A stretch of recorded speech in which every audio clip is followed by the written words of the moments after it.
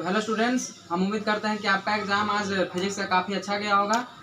Sorry, mathematics का exam अच्छा गया होगा और नेक्स्ट डे कल आपका फिजिक्स का है। तो हम फिजिक्स के कुछ बहुत ही इंपॉर्टेंट पॉइंट लाए हैं जो आपके कल एग्जाम में मिल सकता है। तो इसे आप ध्यान से सुनने की कोशिश करेंगे। हमने काफ़ी मेहनत से पहले इसको कॉपी पर नोट किया है जो इंपॉर्टेंट हमको लगा है, और उसको मैं सुनाने जा रहा हूँ। उसको सुनने का आप कोशिश करेंगे कम समय में।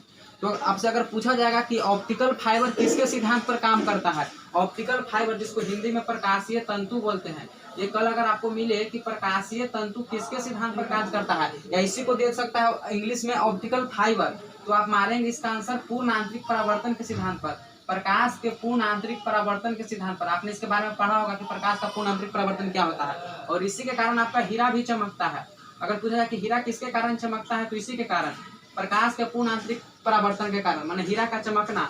और मृग मरीचिका का बनना, मृग मरीचिका का बनना, ये क्या मृग मरीचिका क्या होता है? तो मृग मरीचिका कभी कभी आप गर्मी के दिन में देखते होंगे, लू जब चलते रहता होगा तो देखते होंगे कुछ देर आगे जो है पानी है, लेकिन आप जब वहां जाते हो तो मालूम चलता हो कि यहाँ पानी नहीं, अब आगे पानी है। तो इस तरह से जो आप चकमका जाते हैं तो वही उसी को हम जो है मृग मरीचिका बोलते हैं। और ये भी जो है पूर्ण आंतरिक परावर्तन के कारण ही बनता है, प्रकाश के पूर्ण आंतरिक परावर्तन के कारण बनता है। ठीक है, अब मैं चर्चा करता हूं कि आपसे अगर प्रश्न पूछा जाए कि जो मॉड्यूलेशन और डीमॉड्यूलेशन, ये दोनों की क्रिया किसके द्वारा संपन्न होती है, तो इस बात को आप याद रखेंगे कि मोडेम के द्वारा। मोडेम एक ऐसा विद्युतीय उपकरण है जिसके द्वारा मॉड्यूलेशन और डीमॉड्यूलेशन दोनों प्रकार की क्रियाएं संपन्न की जाती है। ये काफी इंपॉर्टेंट लाइन है, इस बात को आप ध्यान में रखेंगे कि मोडेम एक विद्युतीय उपकरण है जिसके द्वारा आपका मॉड्यूलेशन और डीमॉड्यूलेशन दोनों की क्रिया संपन्न कराई जा सकती है। आप मॉड्यूलेशन भी कल पढ़ लेंगे, 2 अंक के लिए इंपॉर्टेंट है। अगर नहीं आपके पास नोट्स होगा तो हमें जरूर से जल्द कमेंट करें, हम तुरंत उसको शेयर कर देंगे। मॉड्यूलेशन और डीमॉड्यूलेशन ये दोनों क्रिया संपन्न किया जाता है मोडेम के द्वारा। उसके बाद आपसे पूछा जा सकता है कि मोर का पंख चमकीला किसके कारण प्रतीत होता है, तो प्रकाश के व्यतिकरण के कारण। उसी प्रकार से आपसे पूछा जा सकता है कि साबुन का बुलबुला वो भी चमकीला किसके कारण प्रतीत होता है, यह भी प्रकाश के व्यतिकरण के कारण। पतले फिल्म के रंग का कारण क्या है, तो यह भी प्रकाश का व्यतिकरण ही इसका रीजन है। ठीक है, तो ये सब पॉइंट को आप ध्यान में रखेंगे।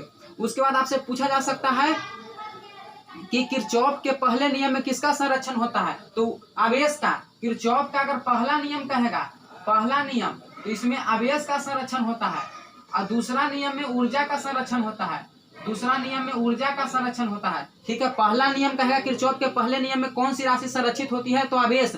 दूसरे नियम में ऊर्जा। फिर पूछेगा कि लेंज के नियम में किसका संरक्षण होता है, तो लेंज के नियम में भी ऊर्जा का संरक्षण होता है। ठीक है, उसके बाद काफी इंपॉर्टेंट प्रश्न है कि जो आपका एक सेल, मतलब जो कुंडली का प्रेरकत्व होता है वह कितना होता है, तो एल ओमेगा होता है। ये डायरेक्ट पूछा गया था 2021 में। कुंडली का प्रेरकत्व यानी कि एक्सेल एल ओमेगा के बराबर होता है, और संधारित्र का प्रेरकत्व जो होता है प्रतिबाधा, इसको बोल सकते हैं 1/c ओमेगा होता है। ठीक है, ये ओमेगा आवृत्ति है, सी उसकी धारिता है, एक से सी बराबर 1/c ओमेगा और एक्सेल एल ओमेगा। ये दोनों फॉर्मूला काफी इंपॉर्टेंट, इसको आप ध्यान में रखेंगे।